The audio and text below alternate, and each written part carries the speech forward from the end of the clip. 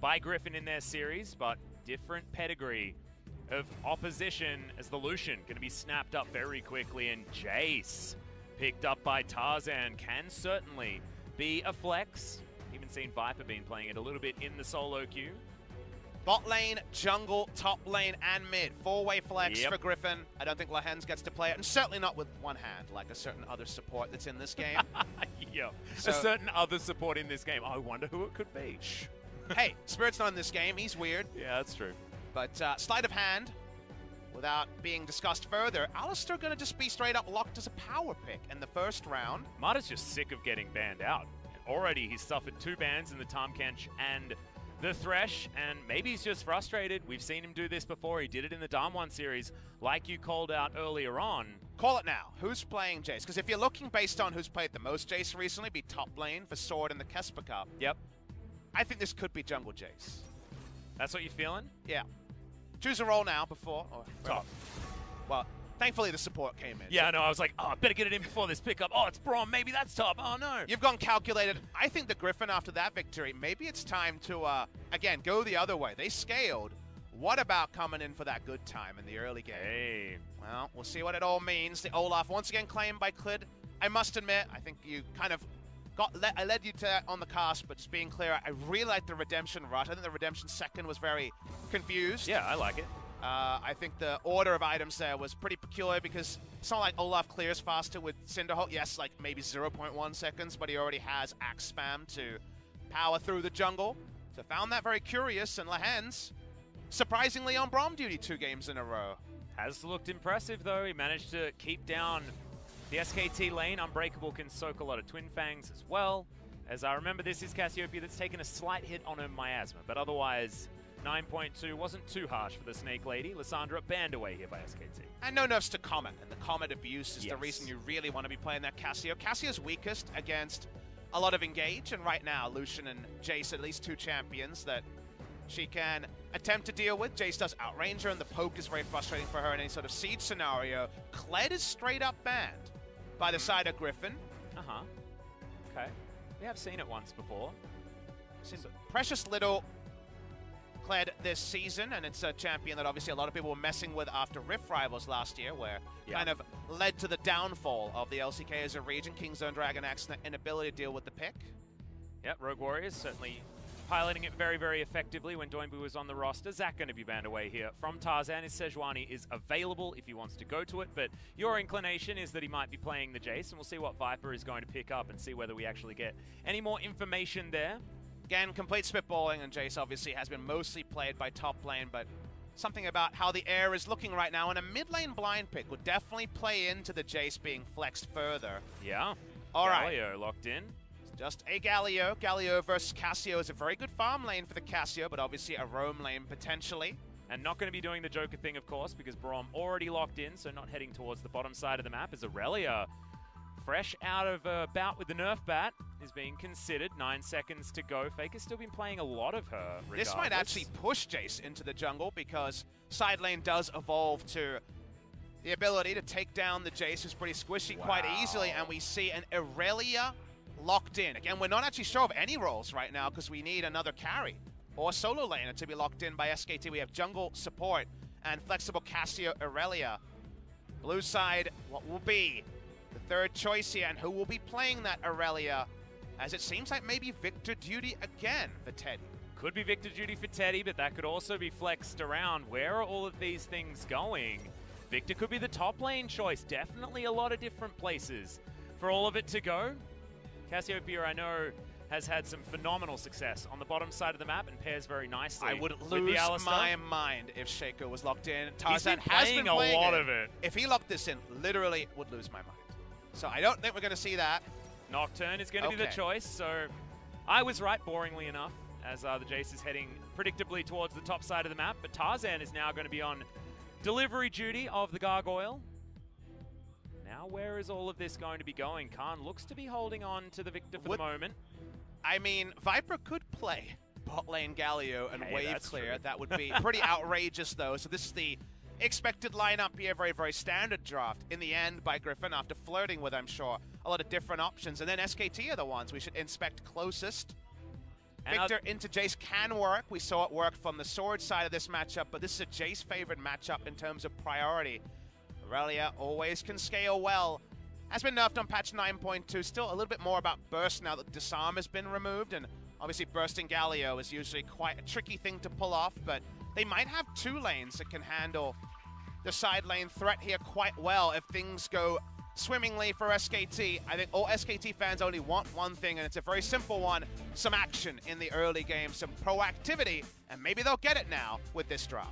Yeah, and I'm just so excited. I mean, this does mean that if SKT go down 0-2, it will be in a blaze of glory. The Aurelia picked up despite the nerfs. The Cassiopeia let through the draft as a gamble and goes into the hands of Teddy. Double awesome dude in this matchup was not what I was expecting out of Teddy, and a much more standard draft coming in for Griffin, but not necessarily as much of that scaling power that they had the last time. Definitely still some late game options, and they team fight very, very well. However, not going to have the unkillable Scion and the hyper scaling Kai'Sa.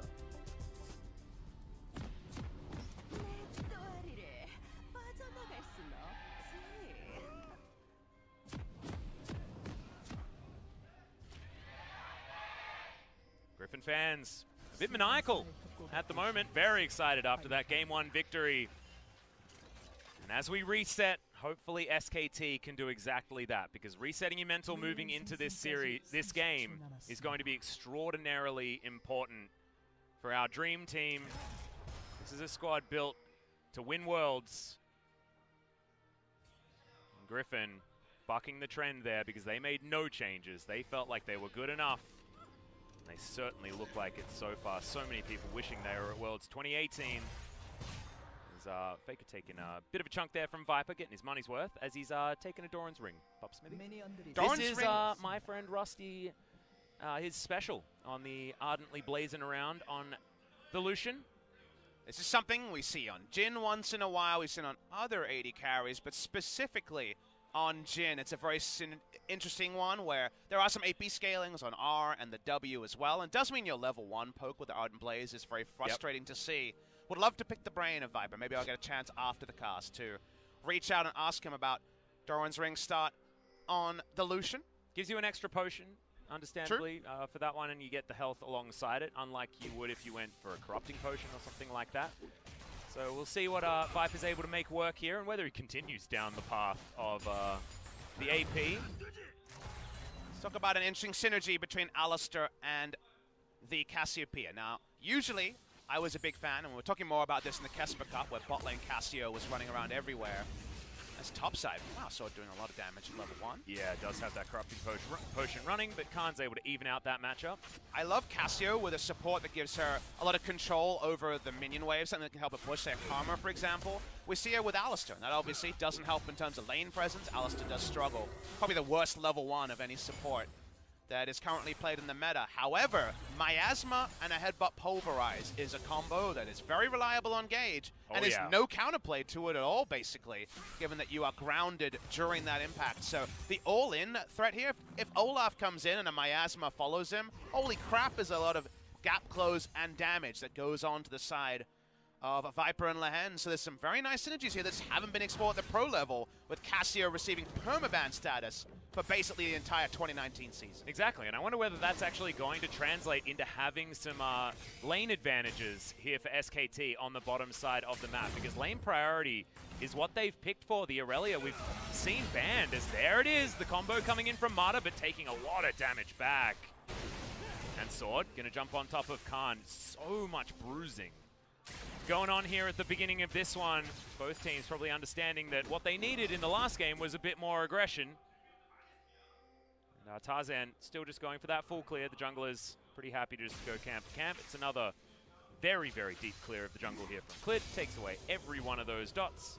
Nice thing is, it's a pretty big reset on draft identities, because it's not the Griffin scaling comp versus SKT with pretty narrow win condition and then mismanaging that. This time, Griffin have, obviously, a farming jungler here with the Nocturne. Some pretty strong solo lanes that are largely around the pressure on the top side, and then just how a Nocturne Galio are going to come together. They don't have the same late game scale. Yes, they have an AD carry, and the enemy doesn't, but Lucian has a mid-range combat AD carry. Is kind of similar to Cassiopeia in many ways, and where he's going to be positioned in team fights and how his damage is going to come out. So actually a lot of overlap there. And Cassio has the Baron threat that Victor didn't in game number 1 when it comes to Baron as an objective.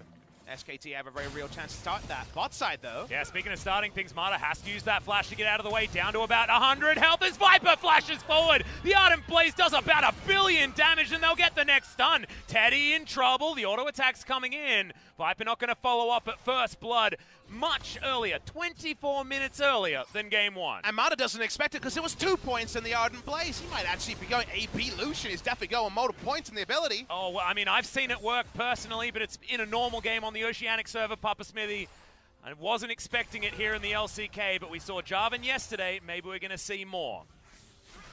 No points in Q on this all-in. Remember that now. It's E, 1 point, W, 2 points. Watch the damage here on the Ardent Blaze. He has 50 AP at the end. Slides in, they pop in, and that's all about just base damage, of course. And then W, double auto. That is an interesting way, and a lot of that might actually be mind games and less about it, because people always wait for the Q when they think about things like Flash and how to outplay. He actually didn't have Q skilled during that all-in. That was the outplay, not skilling the Q. As Viper goes back, I think he actually has a point in it now. I'm not too mistaken. He played to his item spike. He's got the Bilge Water now. Probably the normal Sea Will Rain, but that is a different way to pick up first blood on Lucian. Pray for Gunblades. Pray for Hextech Gunblades, guys. Pray for SK Telecom T1, as that's the 11th straight kill with no response, although Faker. Yeah, level 6 has been hit here in the mid lane. That's the Justice Punch from Chovy. The Ignite goes down, though, as I wasn't expecting Faker to throw that one in there. Now going to get some lane priority, but things very even when it comes to the farm. Looking to go back home, Chovy has the teleport, and he weathered the level 6 storm that Aurelia can throw out. Be some interesting item break points here. While I love Jace in the lane phase against Victor, when Victor hits kind of 3 items, including an Iceborne Gauntlet, can take Jace in the side lane in some trades. Aurelia can take Jace in the side, and probably less reliably now that Disarm is removed as a mechanic, but there's always going to be outplay potential with an Aurelia. There's definitely a future where Jace feels a bit marooned and wants to start sieging and grouping rather than hitting the side lane. So it's nice to see Faker on a champion with the agency of solo kill potential, previously largely been on the Urgot duty this season. And of course we remember the Lysandra and Kesper Cup and the Galio from the last couple of years. So it's a bit of a different look for Faker. Must admit, the Corki didn't really pass the eye test. I think that was more of a composition thing where around him the chess pieces probably didn't fit as well as SKT might have first considered. He certainly did a lot of damage in that game, but you're right, the team fights didn't necessarily look like they were ever going to work. So far, it's not unsalvageable, and the Brambleback is now going to get pulled out. Tarzan, in full vision of SKT, level is looking 6 to as come well. in. Faker's down here as well, though. Spell Shield comes down. Tarzan with the paranoia steals away his own red buff, and oh, that's an overstep. The flash out, the flash in with the taunt, double kill instantly for Chovy, and Faker is gonna burn down to the red buff. Teddy in trouble, wants to get one back, has to flash as the Ardent Blaze is so scary from Viper. It's 5-0, they're 3,000 gold up already. Another kill on the 2v2 happens against Teddy and Mata. They're gonna get some turret plays, Lehens doesn't go down. A real big mistake from Khan, you'll see in the replay there. Cements 3 kills on the top side. We might be in silly series already. Yep, it's feeling like it. 2 turret plates falling on the bottom side of the map. And that Chovy countdown is getting so real to hitting the 100 KDA. 2-0-1 now, so jot on an extra 3, 93 Pause KDA. it now. Tarzan may be level 6. There's 3 members SKT, no response. The ult comes in, no combo happens, but watch for the mistake here.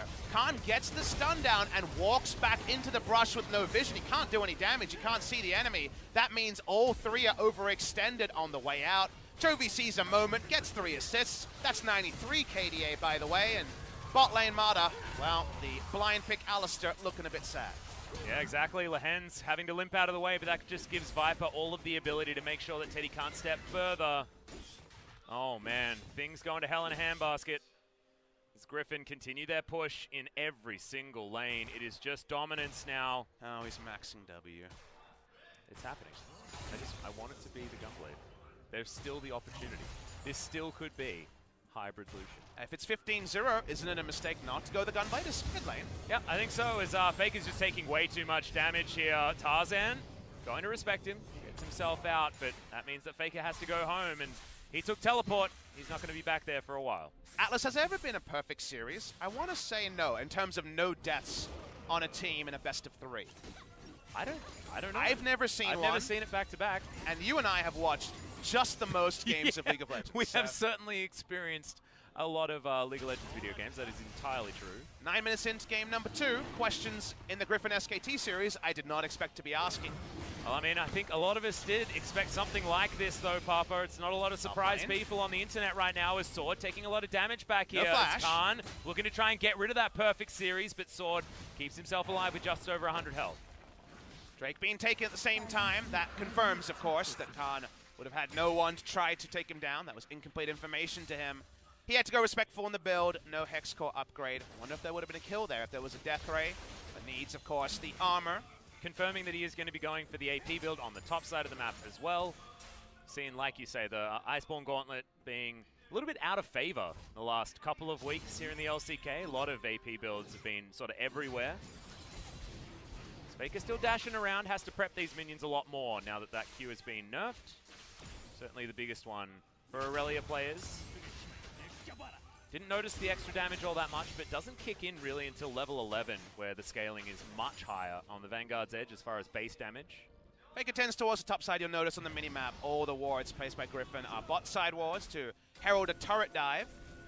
Summon a spell down on Teddy, so it's actually so hard to lane as Cassiopeia when you have enemy Galio who has control ward vision bot side. That means if you're new to competitive play, that the Galio should be able to roam bot side pretty freely. Here's a top side. Yep, there's the Paranoia. Gravity Field's a pretty good one, but the Terrify comes in and Tarzan just eats the Victor, and all the turret plates fall on the bottom side of the map. No teleport to come in from the Victor. Sword has his, and Teddy's going to step up, but what can he actually do here? He saves the turret for the moment, but how much has he really? Because that turret is about to go down, and all the turrets, all the plates have already been taken off. A lot of ands every time we mention a good moment with Griffin. This happens, and this other good thing happens, and that should never happen. It's all about trading sides of the map, not getting something on both sides. But yeah, this is a cake and eat it 2 game, Papa Smithy, and that is not what any of us were expecting from this. And I thought it was going to be a 2-0 for Griffin, don't get me wrong, but I didn't know it was going to be an experience this bad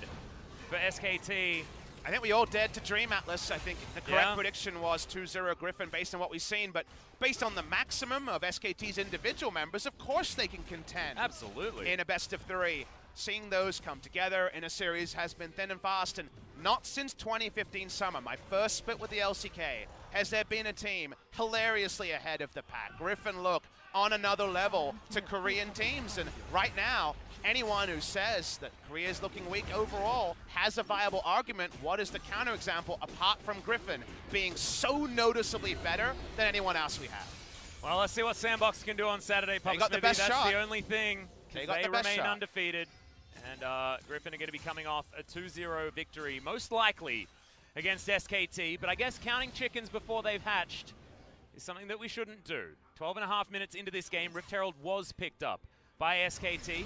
Theoretically, not going to be getting a perfect game. You know what the criminal thing is, Atlas? What's that? Again, the game is a bit different, so games look a bit more like a Fiesta now because it's harder to judge. I assume that's a visual bug. No, it wasn't. Interesting. Yeah, all right. Just wandered over and checked to see Strange what the questions we have to ask in this current situation. But the hard thing is the games are all a bit more scruffy because you have less vision, you have to take more risks. We can actually only know regional strength all the way at Rift Rivals, which is a long way from now. We only get to send one team to MSI, so actually understanding fully how strong Korea is as a region, we can definitely have our suspicions, but... Oh, Khan has been waiting here for a long time, but oh, the sweeper This picks could be him the up, moment. but Pulp comes in, there's the One Chaos kill. Storm. They want it, but can they actually Ignite. find it? Lehen's ticking down. Got There's it. the Death Ray. No perfect series coming in for Griffin as Lehen's falls over. Important moment for SKT. It's something after so long having nothing. Viper's top side, we know just outside of vision is the Nocturne. Toby joining as well. Are we going to go for this all-in 3v4? Well, 13.5 minutes means that some turret plates We're actually going. go as there's the paranoia. It's on Namada Heroes. Entrance comes in for Tarzan. Had already soloed out the cow. They're looking for more. Teddy goes down. The Olaf follows instantly, and Griffin punished about as hard as you can. And that's Griffin. The punishment is huge. 6 kill involvements now. That's 96 coming in. Oh, man. For the Galio, 4 more kill involvements with no death, and the first ever 100 KDA player. All Faker can do is push through mid lane. Really nice execution from Griffin. Let's have a look at it again as Khan, pretty happy that he managed to get 1 kill, but that happiness was very fleeting. And at the end, you just have to use summoners you hate to see. You have to flash ignite, flash E to kill the damn one person, and then suddenly you don't have a lot of tools to deal with this. Nope. And Chovy, thankfully, managed to get a proto belt onto a couple of people in order to get those assists. It was mostly Tarzan, his sword, taking some damage underneath this turret, trying to turn it onto Faker, who dashes around and is going to secure it. Second kill for SKT in the series. Goes down to that god of the mid lane. See whether he can use that in order to push further forward. Trinity Force is going to be very close, but has to buy a stopwatch on this back. Gonna watch the replay here. This is all about the brush count. There's a nice roam down. Didn't see the map movement here, but well played by Faker and Khan. Again, side lane on Jace is a place where Griffin's comp on paper is vulnerable, but actually now, with a 7,000 gold lead, making this game about people taking down Jace in the side lane is hard, because Jace can just group, and SKT are a very mid-range team. Their wave clear is Melee or Victor and Cassio poking waves, so tricky for them to actually accentuate the potential skirmishing advantage of an Aurelia over Jace, and easy for Griffin to try to get over that hump.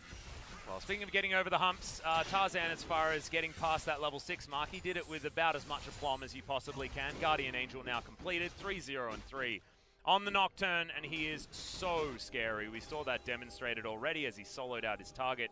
After the paranoia, it was Martyr, so not necessarily the most difficult to take down after the Unbreakable Will, but feels like whenever he presses R, there is a gargoyle coming down on top of him, and the kills just rain.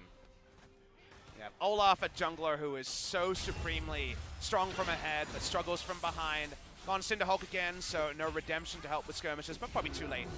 At the 16-minute mark for that to be important, we'll be working on it as a second item. Anyway, SKT have control top side, but there's no objective there, so it's control wards that really don't mean anything. How the game is currently being played, no turret for Sword to overextend for, so he can just back away. The scary thing about having control topside is it feels like SKT have done it just to make up for the fact that their turret was taken already. 2 picked up by Griffin before that 20-minute mark. And yes, there was a charge from Shelly. That was why they put all that vision in there. She wasn't able to take down that top outer turret. And they're just continuing to struggle. And this lead is only growing bigger. 8,000 is what it's ticked to already. As yes, they've got a lot of damage and a lot of power and a lot of power picks here in this draft with the Olaf and especially the Cassiopeia. This is nerfed Aurelia, a different one is cleared now, potentially caught out of position. Faker trying to help him. Tarzan in there with his GA. 2-level target lead. They want to go for. 2-level lead for the Nocturne, and remember jungle experience is down about 25 to 30% on this patch, so coming back without actually getting some skirmishes going, going to be tricky for the Olaf. Just pings level 10, so keeping it a bit more manageable. But already, seems like you want to shirk skirmishes as Olaf versus Nocturne. That already, just on paper, sounds real bad. The Jace is grouping, like we mentioned. Galio is picking up minions in the bot lane. Victor's gone for a supremely defensive build. I don't know if I agree with going full Zhonya's. Yes, it means that Nocturne and Galio are less likely to roam to your lane, but you don't have mana sustain here. You have an E upgrade and really not much else. So this is kind of a team fighting Victor build, and right now actually simulating a team fight when Aurelia is much more instant in hitting the side lane is going to be tricky to do. Yeah, I feel like no one wants to simulate a team fight against Griffin. As far as those simulations are concerned, the ones that you win, that number would not be high. I wonder whether anyone can actually make a program of the Griffin team fight probability, because I imagine it would be pretty hard to have a positive win rate against it. Lahen's coming on down to check some vision. Good dodge there from Clid. Uses the Predator to get himself out of the way. And you see why Griffin are the team who say, yeah, we're not interested in banning Cassiopeia on the red side.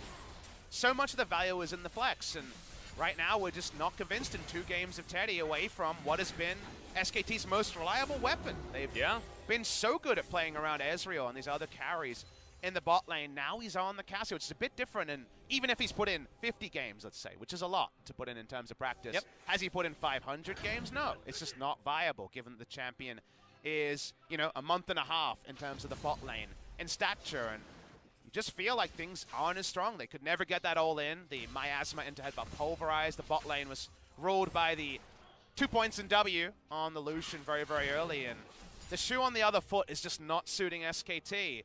We think of Teddy as one of those ruler last bastions of AD carry, and Viper as the Cassio player, and now they're changing skins a bit, but you really are noticing some of the differences. They're swapping clothes, and Viper looks way better in Teddy's clothes by the looks of things.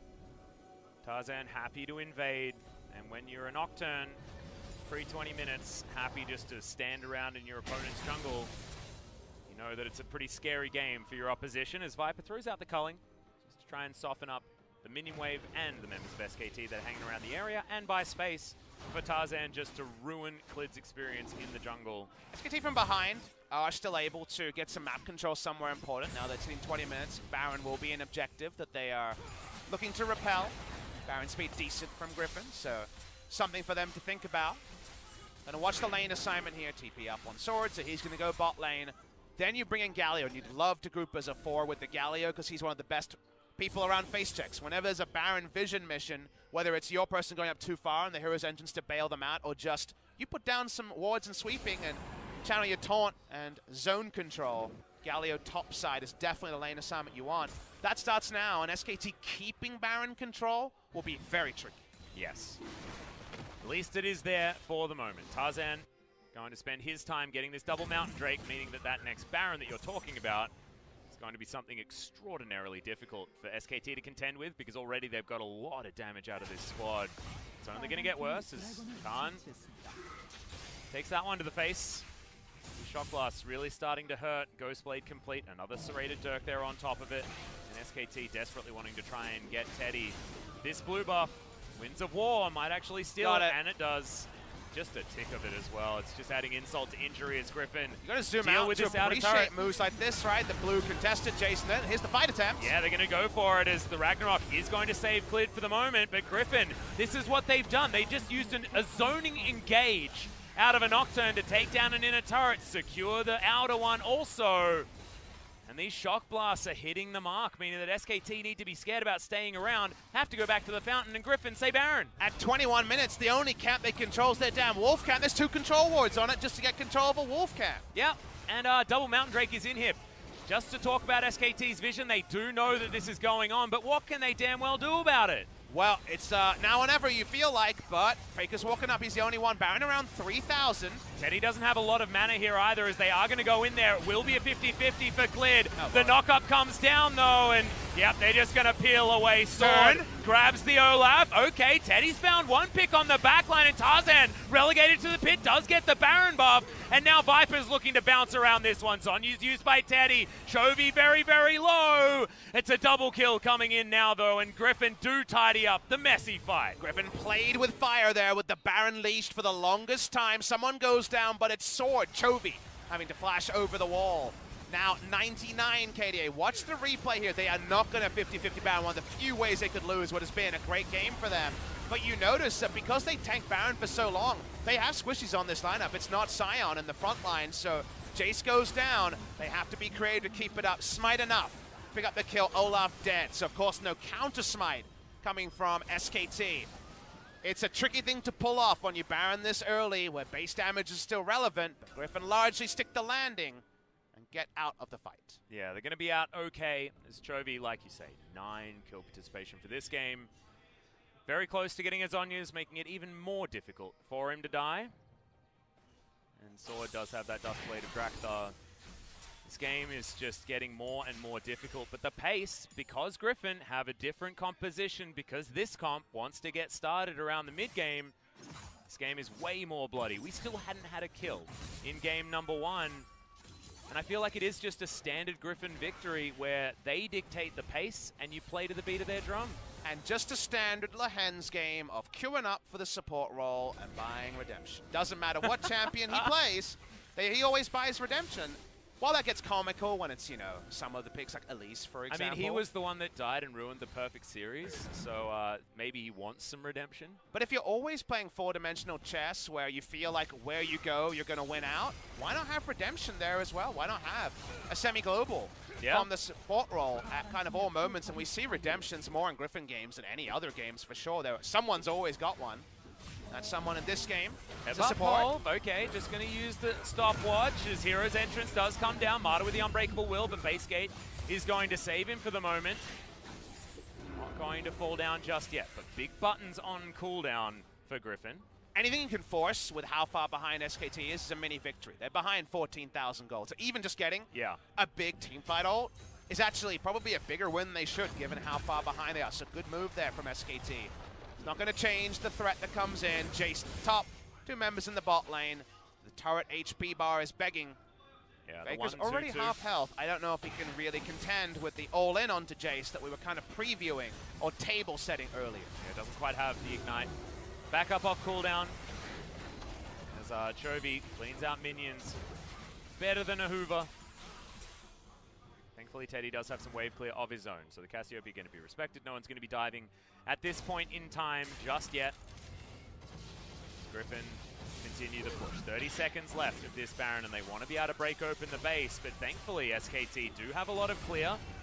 Faker on the top side, a Demolish proc should be enough to actually get rid of this, and it is, as Chovy gets rid of the top inhibitor turret, and all of them falling at once. Tarzan going to be the next one to take down a turret. This inhibitor going to go down as well, most likely, as Faker's doing his best to try and hold on to it, but Griffin are just putting pressure on absolutely everywhere. Bot lane mages go begging when Baron buff is there. No longer does Victor have the mindless wave clear. That's why they break the base in two spots, one inhibitor down. It may relent around the second inhibitor being actually completed, but all three turrets in one fell swoop. Yep. You're the doctor asking the question of SKT as to where it hurts. They'd say everywhere. 6,000 gold power play. That is the advantage in gold, playing by Griffin over the lifetime of this Baron. Just insane. At least some kills went in favor of SKT, but going back to our original point, that is just not what we wanted or expected from this series. It feels like SKT have been playing with a mindset that just does not work out, as Viper culls this Mountain Drake because he may as well. He's going to go back home, see whether it's Mercurial Scimitar or what he builds with that Null Magic Mantle. Goes home QSS, so it will be the Mercurials, and building it alongside a Zeal item. Longest game win streak in LCK history as far as I know was 21. So right now, when it comes to LCK games, this will be number 10 for Griffin in a row. Talking about games, not matches. Match would be a best of 3. So still some records to be broken for Griffin. They are no doubt looking to become the first team ever to go 18-0 in best of 3s. The best ever LCK record was the aforementioned SKT 2015 summer team, 17-1, taken down by CJ in 3 games. Trick and Max, Trick of G2 fame and BBQ Oliver's last year. And Max actually played support over Madlife in that game, of course. Yeah. Most recently of MVP. One of the few that Max played, actually, back then. They actually subbed those players out after beating SKT in their undefeated season. It was really weird. Yeah. Thankfully, Max got his time in the sun. No one will forget the quad kill on the Scion support. Just feels like Griffin's time in the sun is only beginning, and they've still never been to an international tournament there. Trophy case is just a Kesper Cup, nothing more. Well, the culling is going to fly in, and Marta doesn't want to use the ultimate, and Clid doesn't even want to tank. The ability of the AD carry just flying over the wall from basically safety. They get the minions that are pushed in, they get nothing else, and Redemption just to get them healthy enough to start clearing wards, because if they don't, the Wolf Camp is double control warded earlier, and feels like that's what you have to do. TP coming in. This one's from Cassius, just for, again, enough bodies here, and they're going in on Cassius. Yeah, immediately the trade comes down. Hero's entrance to get them in there, as there it is, crashing down, and Chovy wants to find it. Fantastic taunt, and that's the 100 KDA, but will he go down right afterwards? The answer is most likely no, as Viper is bouncing around the fight. Eventually, he does fall down, but it's all for naught, as Sword dives on forward, and Faker is killed by a Duskbringer of Tarzan. Chovy's flanking. Doing a decent amount of work there as in he goes, kills him with a taunt. And that should be it. Griffin with an absolutely dominating 2-0 victory over SKT. Chovy gets the full zoom, first ever player to hit 100 KDA, and with aplomb, Griffin destroy SKT. New blood rises higher and higher. We've got Griffin and the rest, and no one, I mean no one, can match the pace that Griffin is setting in LCK Spring 2019. They can't match the pace even when they're playing slowly, Papa Smithy. It feels like you are playing what Griffin want you to play, no matter which team you are, not named Sandbox. Still, they have the Sandbox challenge, but after this, I mean, is that even a challenge? Doing this to SKT was not what I was expecting out of this Griffin squad, and I was expecting a 2-0 victory for them. Just insane stuff. You mentioned it already, Chovy did get to that over 100 KDA. Wasn't 100, he hit it at the very beginning of that particular team fight. He made Galio look like he hadn't been nerfed at all in that game.